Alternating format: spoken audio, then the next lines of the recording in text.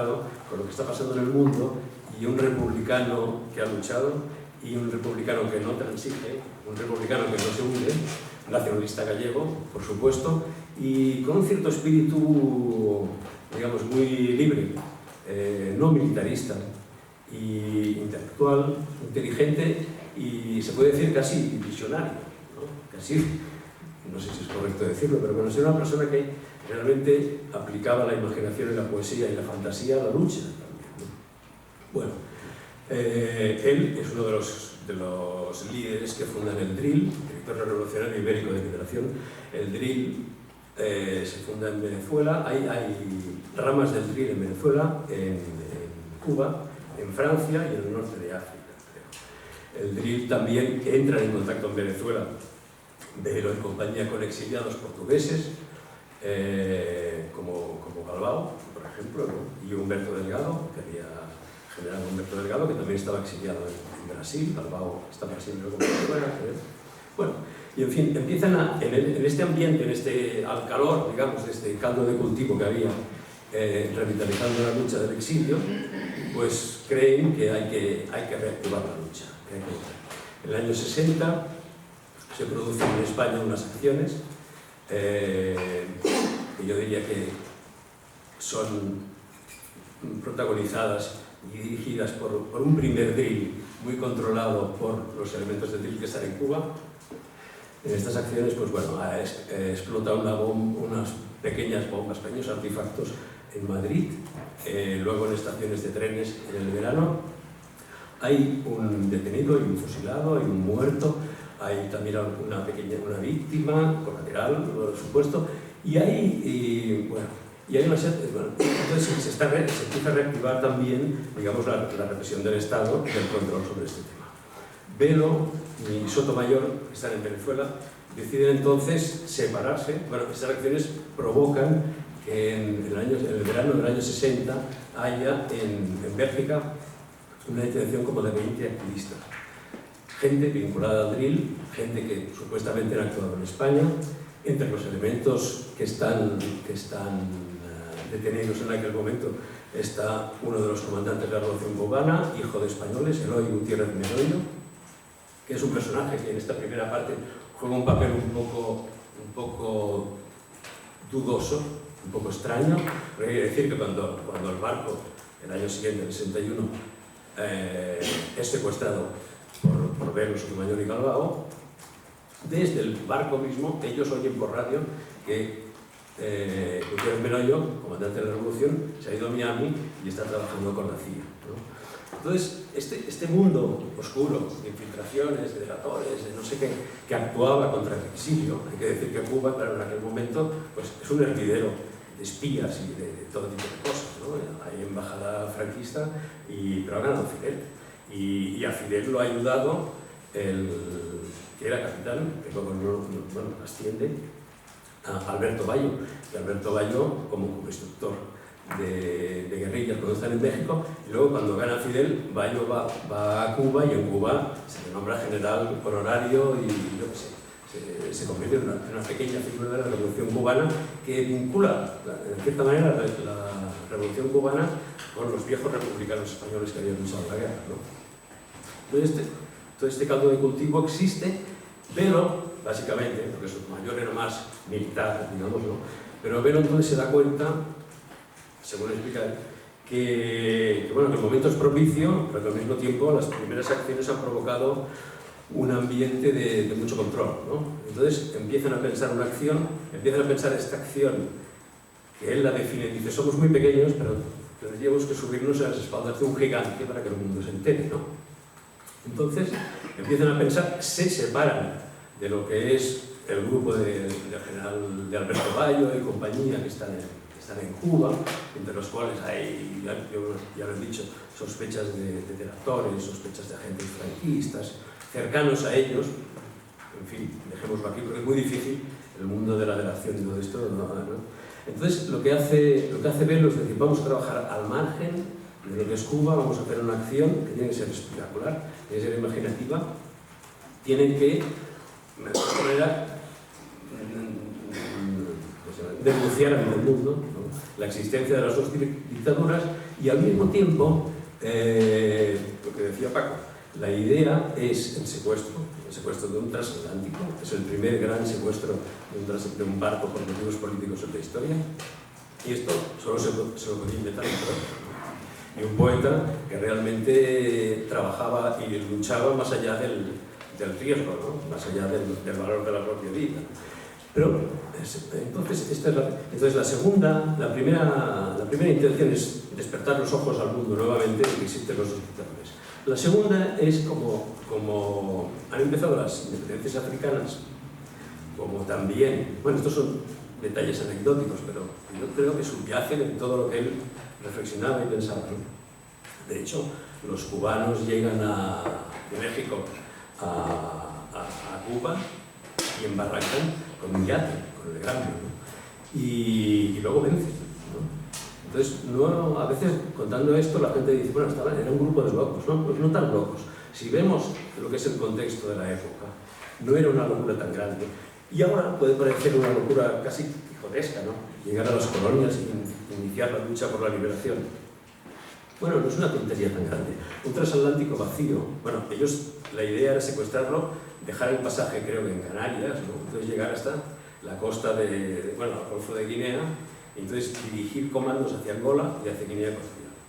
Sobre Guinea Ecuatorial, lo que sí puedo decir es que tenían muy buena información. Y Guinea Ecuatorial era una colonia pequeña, una colonia que, bueno, estaba la Marina, había un destacamento de la Guardia Civil, etc. Pero bueno, tampoco hubiese sido tan difícil iniciar una insurrección. Lo único que en Guinea Ecuatorial yo creo que no había fuerzas preparadas en el interior para hacerlo, ¿no? En Angola sí. De hecho, cuando acaba el secuestro, que los acogen en Brasil, luego ya explico el secuestro, se inician el mismo día que ellos llegan a Recife, a Brasil. En Angola, en Ruanda, hay unas primeras acciones armadas de independencia. O sea que su repercusión tenía y el eco se consiguió. Lo que decía Paco, o sea, ellos consiguen atacar a Franco y a Salazar por dos flancos, creo yo, que las dictaduras no esperaban. Uno es la propaganda internacional con éxito, porque ellos convierten el barco en una emisora de onda libre y radian a todo el mundo sus comunicados, etc. Reciben comunicados de todo el mundo sin que haya censura, porque el telégrafo en el barco estaba en sus manos, el barco era de ellos, ¿no? Y por otro lado, y consiguen hacer esto del barco, la propaganda. Y luego, en segundo lugar, iniciar la lucha colonial, ¿no? La lucha anticolonial. No es una tontería porque la mayoría de colonias africanas ya se habían independizado y países como Angola y Mozambique, las colonias portuguesas no lo harían hasta el 74, la revolución de los claveles, de la que hoy se cumplen años, y eso. Pero lo que es importante es que Velo intuye de alguna manera que la lucha por el flanco colonial podía hacer mucho daño a las dictaduras. Y efectivamente, en el caso de España no pasó nada, ¿no? Y en el caso de Portugal sí sucedió, porque la revolución de los claves, los militares vienen de la lucha colonial y es allí donde empiezan a tener todas las contradicciones que les llevaron al derrocamiento de la dictadura de Salazar.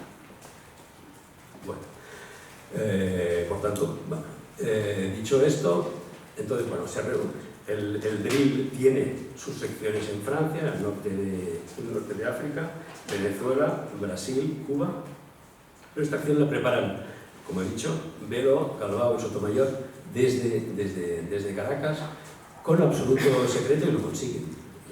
Bueno, Galvao es un personaje que, bueno, para hacer honor a esta historia y a la memoria de esta historia, hay que decir lo que comentaba Paco, que sucedieron dos cosas.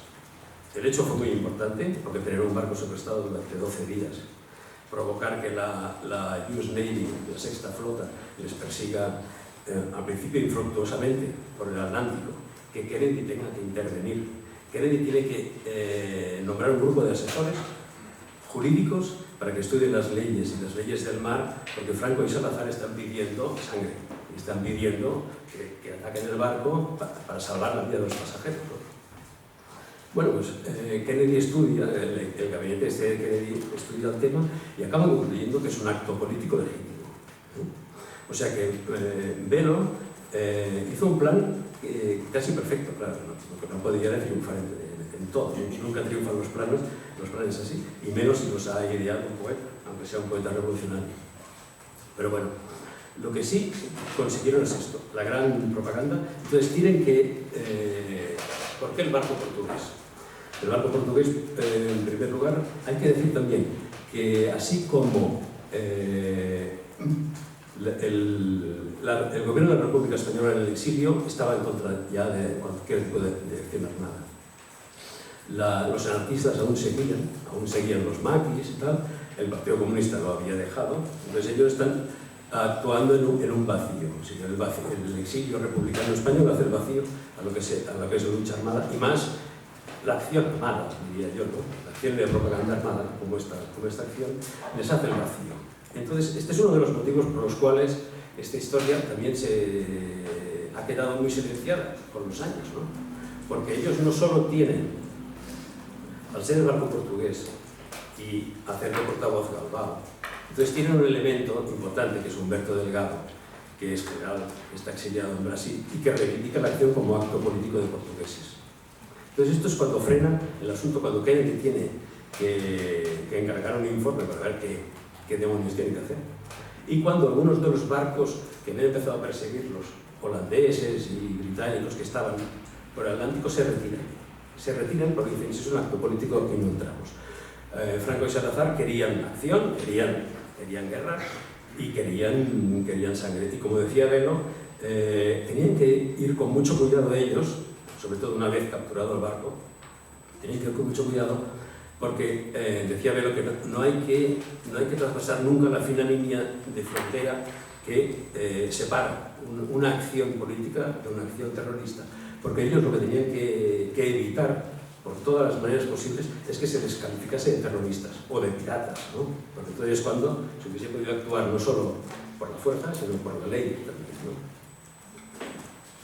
Bueno, entonces al ser el barco portugués, Franco lo tuvo muy claro, ¿no? La acción era portuguesa, no iba contra él, ¿no? Aunque el drill, al tercer o cuarto día de secuestro, ya empiezan a mandar comunicados diciendo que también están denunciando la dictadura de Franco. Bueno, esto la dictadura española lo supo disimular bastante bien, muy bien. La prueba es que en la historia ha sido que Galvao se hizo famoso, ¿no? Sobre todo aquí en Galicia, ¿no? y que Velo y Sotomayor no existieron, y que la acción se conoce más como una acción portuguesa, hecha por portugueses, y se ignora bastante que la idea y la planificación y, digamos, la dirección más importante es de Velo y Sotomayor, que son gallegos. También participan, son 24, 12 portugueses, 12 españoles. Se mezcla entre los comandos que participan en la acción, se mezcla curiosamente la generación de los que no se rinden y que han hecho la guerra civil, como Sotomayor y Velo, con la generación de los más jóvenes, que son los representantes más claros, son los hijos de Velo y Sotomayor, ¿no? Que ambos con 20, 18 años se embarcan en la aventura y, bueno, cogen las armas a uno de sus padres, ¿no? Entonces estas dos generaciones se reflejan en todos los componentes del grupo, y también esta unión de dos generaciones provoca posteriormente, y por eso también es un acto que históricamente tiene su valor importante, provoca históricamente también que los grupos de acción más jóvenes, sean libertarios o de otro tipo, que se estaban preparando para hacer cosas, buscasen la colaboración y la ayuda de los viejos que no se rendían, ¿no? Y entre todos pudiesen reactivar la lucha armada y reactivarla con unas características diferentes a las que habían tenido hasta entonces, ¿no?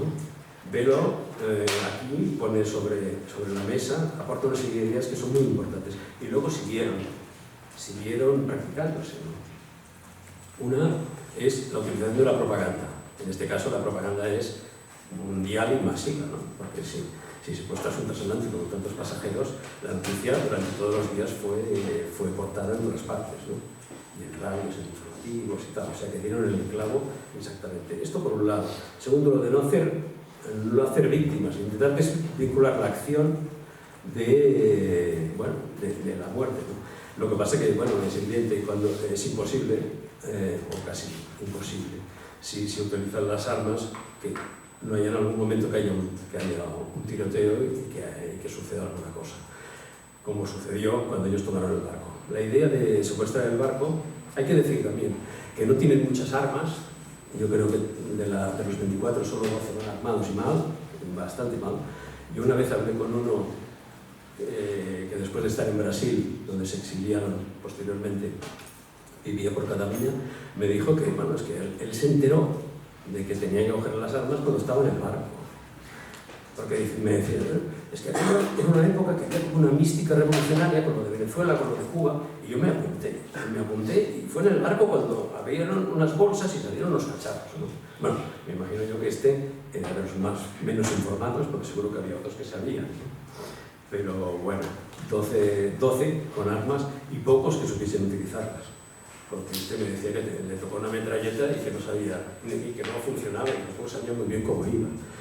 O sea que es toda una historia que, aparte, es una epopeya, una gran aventura, y demuestra el riesgo y la imaginación que tuvieron y el valor que tuvieron. Esto por un lado. Entonces, la idea de cómo se captura el transatlántico, pues claro, esto tuvieron que pensarlo bastante bien, ¿no? Enviaron, como el barco era portugués, algunos hombres cercanos a Galbao hicieron algún viaje como pasajeros para saber si en el barco había armas y cosas respecto a para ver si podían llevar a cabo la idea de desembarcar en Angola y en Guinea. La información, por lo que sabemos, ¿no?, de Galbao fue que sí, que habían armas, ¿no? Cuando se captura el barco no se dan cuenta de que no, que esta información no era correcta. Es un transatlántico de pasajeros, no es un barco de guerra, no habían armas, por tanto ya la idea de desembarcar en Guinea o en Angola empieza a estar un poco lejana, porque con una barquita y un cuchillo no podían hacer nada, ¿no? ¿Cómo capturan? ¿Cuál es el plan? Pues el plan es suben en La Guaira, en Venezuela, la mayoría, Galbao y otro de sus hombres suben en Curazao, porque Galbao era un personaje que para empezar era militar, y como Humberto Delgado, ¿no?, eran militares y habían sido militares salazaristas. Incluso Galbao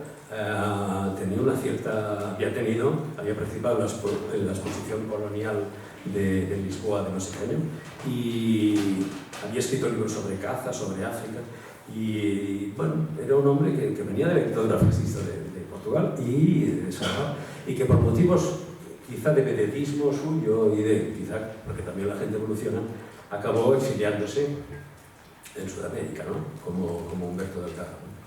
Entonces, las características de los personajes son muy diferentes, porque unos son los militares que tienen de dónde vienen y los otros pues son intelectuales, poetas. Hay un agente de acción, alguno que proviene de grupos anarquistas también de la Guerra Civil Española, gente que ya sabe lo que es el uso de las armas, pero otros que no, ¿no? Otro personaje clave es Sotomayor. Claro, para secuestrar un barco hace falta que alguien sepa pilotar un barco, comandar el barco, ¿no? Entonces Sotomayor aquí juega el papel más importante, ¿no?, que es que él había estado en la marina y él sabía pilotar el barco. Y además hay otra cosa interesante, tanto de Sotomayor como de Bayo, aunque Bayo no participa en la historia, de que Sotomayor y Bayo han sido gente que en la guerra civil han defendido mucho la idea de la guerrilla. Y incluso Bayo había escrito un libro sobre el manual del perfecto guerrillero y tal, y quiso aplicarlo en la guerra civil, y Indalecio Prieto le dijo que nanay, que esto era terrorismo, que a veces me parece, y que no. Entonces, la idea de la guerrilla es una idea que está presente, pero ha estado también aquí en la guerrilla en Galicia. Y esta idea persiste y está en sus mentes, junto a la idea de que son pequeños, que son débiles y que no tienen la fuerza del enemigo, ¿no? Entonces la idea de guerrilla es interesante, y os diré luego por qué. El transatlántico se toma a las 12 de noche. La idea es, bueno, tomar el puente de mando, cabina de telégrafos, sala de máquinas, y los oficiales, ¿no? Los camarotes de los oficiales del capitán y tal. Todo se hace cuando los pasajeros se han ido a dormir. Todo se hace perfectamente, con cierta facilidad. Creo que al telegrafista, bueno, alguien le tuvo que dar un culatazo o algo, porque se puso nervioso. Pero en general la toma del barco fue muy pacífica. Pero en el puente de mando subieron unos por un lado, otros por otro. Alguien encendió la luz, hubo tiroteo, había tripulantes en el puente de mando, tripulantes del barco portugueses. Ellos suben y allí hay un poco una ensaladilla de tiros, hay heridos y hay un muerto. Y los heridos, pues, uno de ellos, al cabo de 2 días, empeora, y este detalle es importante para ver el papel de Velo en esta historia. Al día siguiente de tomar el barco, bueno, la tripulación, el capitán del barco y tal, aceptan las condiciones de Velo, digamos que se rinden. Algunos no colaboran con ellos, pero muchos otros aceptan las órdenes de Velo y Sotomayor y dicen, bueno, el barco ahora está bajo la dirección de Trini.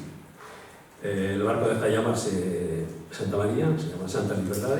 Al día siguiente por la mañana es cuando Velo anuncia a los pasajeros que están desayunando que el barco ha sido secuestrado, que es una acción política, que no va contra ellos el tema, y que bueno, que están denunciando las dictaduras de Franco y Salazar.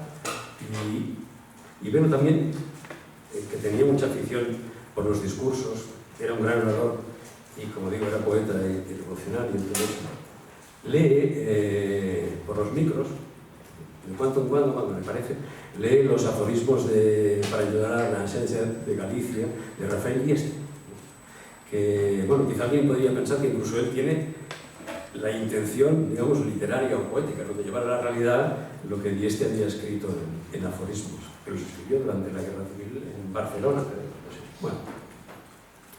O sea, que esta componente no militar, o sea, Velo no es militar, se hacen ellos unos uniformes con las estrellas militares. Velo se niega a ponerse estrellas militares porque dice que esto de las constelaciones es cosa de militares, que no se va a poner nada, lleva el uniforme como todos.